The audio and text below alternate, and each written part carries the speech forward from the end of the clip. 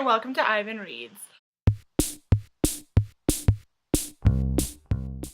So, I had a recommendation video all filmed for you guys, and I went to edit it so I could upload it today, and I realized that there was some horrific background noise. I didn't even know what it was, but it was terrible, and I'm not putting it up, so I just have to refilm it, but I don't really want to refilm all that today. So instead of that, we're going to go ahead and do my January wrap-up, and I'm just going to show you all the books that I read last month. This is obviously a different background. I don't really feel like setting up the ridiculousness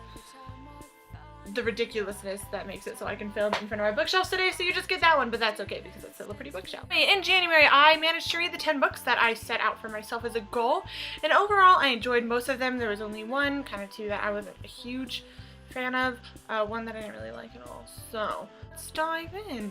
The first book I read was Crest by Marissa Meyer, which is the third book in the Lunar Chronicles series. It just continues to follow Cinder and Scarlet from the first two books, as they're trying to, save New Beijing from an evil, tyrannical, psychotic lunar queen. And it also follows the main character of this book, which is Crest, who is absolutely adorable and brilliant. She's one of my favorites. She's one of my favorite characters. I loved her. I loved everything about her. She's a little awkward, but I understand that, so, I related with this socially isolated teen.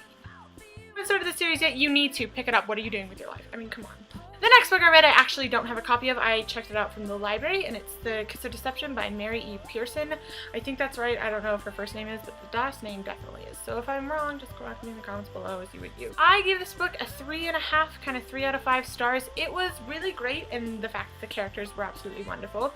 I don't remember the main character's name because it's been a minute, and I'm terrible with names. But I know that I loved her. She's a princess who runs away from an arranged marriage at the beginning of the book and goes to hide in this tiny little sea town with her best friend and works in a pub. And the cool twist of the story is it's from 3 perspectives. It's from the princesses as well as a prince and an assassin, and you don't know who's the prince and you don't know who the assassin is, and they both show up in the town where she is, just kind of scope her out. One's there to kill her, the prince is there to just be like, who rejected me? I'm gonna get this girl. But love is formed. But who is she in love with, the prince or the assassin? What will he do? Will he kill her? Will he not? Is the prince going to get his princess or not? It's great.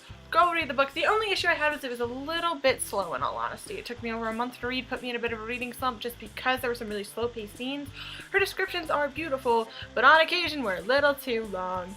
And I just wasn't really super in the mood for the book, so I don't feel like it got a very fair shot with me, but it was still a 3 out of 5 stars. Still pretty good. The next book I read was The Infinite Sea by Rick Yancey, which is the second book in the 5th Wave series. This one definitely wasn't as good as the first one. It just wasn't as fast-paced or as action-packed, and I don't feel like the story actually progressed all that much. And I also don't feel like the characters grew all that much. That being said, it was still entertaining. I still read the thing in a couple of days. Yeah, I'm excited for the third book to come out. I don't really have much to say about this one, in all honesty. That won't spoil. It just follows the characters exactly where you left off in the 5th Wave. But it's good. It's good. The next book I read was Belzar by Meg Wolitzer, and this was definitely one of my favorite books that I read over the month. It is a contemporary novel following Jam, our main character, who is sent to a boarding school for troubled teens after the loss of her boyfriend in the beginning of the story. She's accepted into an advanced English class, and during the English class her teacher has the group read Belzar by Cynthia Plath and gives them all journals to, help them work through things and kind of process the book and what's happening in their lives, and they have to write 5 pages a week. But the journal isn't normal. It takes the kids to this special place and helps them heal and helps them grow, but read it to find out. I'm not gonna tell you any more about that. But it's absolutely brilliant. It was unexpected to have that kind of cool little kind of supernatural-ish twist on it, but it worked really, really well. It was absolutely beautiful. I loved the characters. I loved their growth throughout the story, and it was an amazing book. 5 out of 5 stars. Y'all should read it. Y'all really, read it for real. The next book I read was the book that I actually didn't really like this month, and that was The Assassin's Curse by Cassandra Rose Clark. Little book owl, Katrina, over there on YouTube. Totally recommended these books to everyone and said they were brilliant, so I grabbed the duology because they actually stopped printing them because unfortunately the publishing house just went out of business. But I'm so conflicted about this book because the characters were underdeveloped but interesting. they weren't the most developed characters in the whole world, but you still, you know, wanted to see what happens, even if you weren't, I wasn't emotionally attached to them at all. I feel like character development was kind of put on the back burner. There is action from the first page, and that's really cool because it's a very fast-paced, very busy book. But at the same time, I feel like we missed out on the things that I love most about books, which is just getting to know the characters and actually, you know, feeling something for them. I felt nothing for them. Anana is great in the fact that she's very strong-willed and independent, but she's also pretty flat. I just didn't feel like either of the characters really had, the main characters we follow, I don't feel like they had dimension. I don't feel like you got to care. I don't know. It was just lacking for me, and the narration was so irritating because of this accent, and I think it was supposed to be a pirate accent, whatever a pirate accent is, but it just sounded southern in my head, but like really crappy, like fake southern accent-ish, and it wasn't consistent. So when it showed up, it was so awkward and just randomly placed that you were like, what? Like, what? Learn how to speak. But, you know, 2 out of 5 stars. It was okay. I don't know if I'm gonna pick up the next book in this series. The next book I read, I luckily loved so much more, and that was, oh, where is it? You can't see it. And that was Angel Fall by Susan E. This is a book following Penryn and the End of Days. It's part of a series, the first one in a trilogy, I think, because the first 3 books are on here anyway. I don't know if that's it. Anyway, the point is, absolutely brilliant. I adore this book. I read Hush Hush at the end of December and realized that I really enjoyed Angel Stories because I hadn't read any before and I wanted another one. It happened to be on Kindle Unlimited for free, so I was like, yeah, sure, whatever, I'll read it. But it was so good. I absolutely adored the characters. Penryn is like my new hero. It was brilliant. I love like the post-apocalyptic setting that they put it in. I love like the twists and the turns, and are angels good or are angels bad? It was so interesting and really well done, and just a really fun story, and I can't wait to finish the series. Yeah, no, it was pretty great. The next book I read was Cinderella by Kelly Orem. I really enjoyed this book. In all honesty, it's just a contemporary following Elamara, our main character, which is a really cool name, by the way, who has a best friend online, Cinder, for the 3 years before the beginning of this book, when she unfortunately loses her mother in a really tragic accident. So it's just her trying to, you know, go back to normal life with her body 70% burned without her best friend, and who is her mother, and just trying to reconnect with the dad who abandoned her and get into a new school and just deal with all of like the normally petrifying teenage things, but also now being handicapped and without the support system she's always had. So I really liked that it was like a really cute contemporary, but there was also so much more to it, and there was some more depth to it. I gave it 4 out of 5 stars.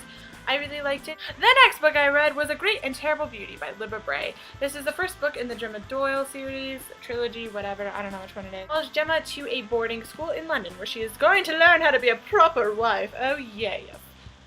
She will.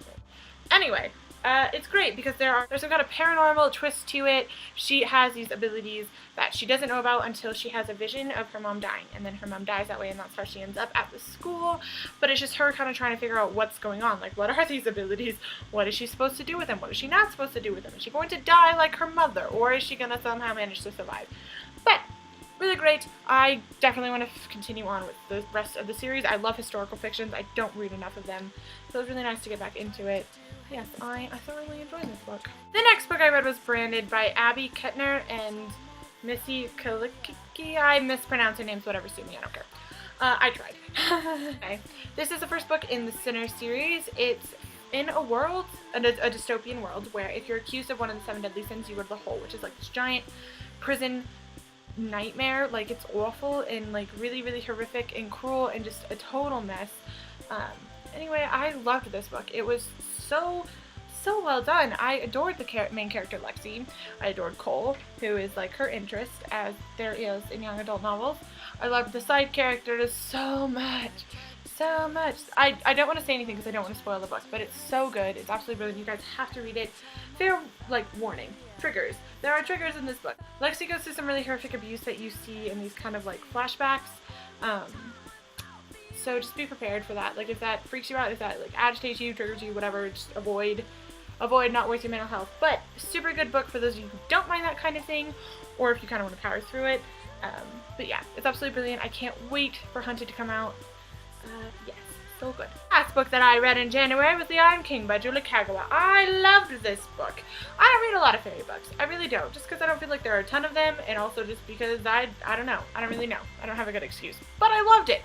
I loved the world. I loved the references to A Midsummer's Night Dream by Shakespeare. I love that a lot of the characters in the book are based off of his play because I love Shakespeare. Huge Shakespeare fan. Her writing is really entertaining and fast-paced and just like grabs your attention. I'm definitely going to buy the rest of the series and keep reading them. Luckily, Jessie let me borrow her book, so I need to go get my own copies. But yes, it is so good. That is all of the books that I read in January. Thank you guys so much for hanging out and watching this video. In the comment section below, you should definitely let me know what you read over the last month and if you've read any of these and what you think of them. So if you enjoyed the video, you should hit the like button and subscribe so we can do this more often because I love your little faces. Until next time, I hope you all have a great life and I will see you then. So goodbye!